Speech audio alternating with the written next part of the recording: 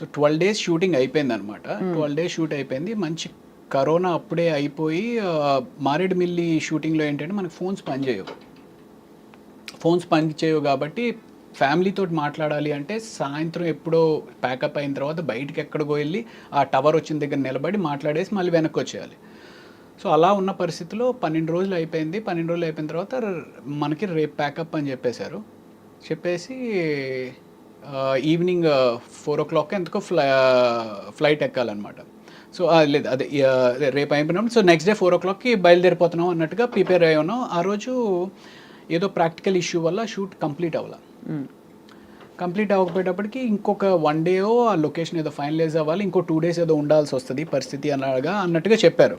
అరే ఇప్పటికే 12 రోజులు అయిందిరా, సరిగ్గా ఫోన్ కూడా మాట్లాడుకోలేకపోతున్నాము, ఇంటికి వెళ్ళిపోదాం అనే ఒక మైండ్ ప్రిపేర్ అయిపోయి ఉంది అని చెప్పి డల్గా అలా నన్ను నేను జిమ్కి కూడా వద్దులే అనుకుంటూ సరేలే అనుకుంటే ఈడ్చుకుంటా నా బాడీని తీసుకుని వెళ్ళి ఆ జిమ్లో పెట్టాను. చిరంజీవి గారు అప్పుడు జిమ్ చేసుకుంటా ఉన్నారు. ఏంటి రవి మీరు వెళ్ళిపోతారన్నారు కదా, వెళ్ళలేదా అంటే లేదు సార్ అదేదో షూటింగ్ పోస్ట్ పోన్ అయిందంట కదా సార్, మేబీ ఇంకొక రోజు ఉండాల్సి వస్తుంది అని చెప్పి అంటున్నారు సార్ అని చెప్పేసి అన్నా. అవునా సరే ఒక పని చేయి, రేపు నేను 3 o'clockకి ప్రైవేట్ ఫ్లైట్లో వెళ్ళిపోతున్నాను, నాతో వచ్చేయన్నారు. Can you imagine that? Chiranjeevi గారితో ప్రైవేట్ ఫ్లైట్లో. So that was an awesome. So yeah that on in hindsight I would say that is a beautiful thing. ఏంటంటే ఇలా ఎందుకు జరిగిందంటే ఒక కారణం ఉంటుందని తెలుసుకోవడం, అలా జరుగుతుంది. అలా మీకు ఒక బ్యూటిఫుల్ ఎక్స్పీరియన్స్ వెయిటింగ్ కాబట్టి ఈ డిలే జరిగింది. అవును, కాబట్టి ప్రతి డిసప్పాయింట్మెంట్ తర్వాత ఒక అద్భుతం ఉంటుంది. Great thing. సో ఇండస్ట్రీకి వచ్చి ఎంత కెరియర్లో సక్సెస్ అయ్యాము, లేకపోతే ఎన్ని అవార్డులు సాధించాము, ఎంత డబ్బు సంపాదించాము అనేది పక్కన పెడితే ఎన్నో ఒక యూనో హైస్ని చూసి జీవితంలో ఎంతో నేర్చుకుని జీవితంలో ఎంతెంతో సాధించిన మహా వ్యక్తులతోటి ట్రావెల్ చేయగలిగాం. అది చాలా పెద్ద మెమరీ అవుతుంది మీకు, memory book. Memory.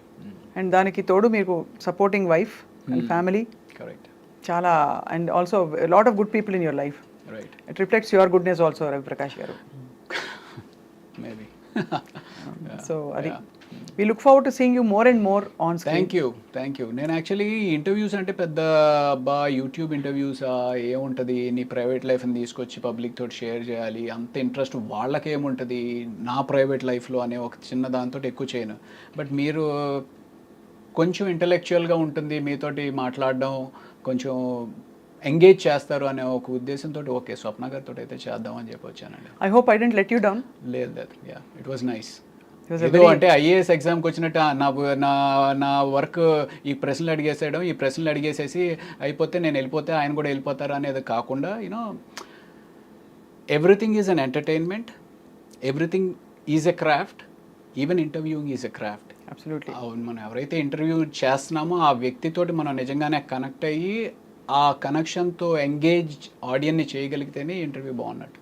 Absolutely. I hope people enjoy the interview today. Thank you. So and expecting the same. మళ్ళీ మీరు ఇంకా త్వరగా డిఫరెంట్ రోల్స్ చేస్తూ ఇంకా ఎక్కువ కూడా మా ఐ డ్రీమ్ స్టూడియోస్లో కూడా అప్పుడప్పుడు కనిపిస్తూ ఉంటారని ఆశిస్తున్నాం.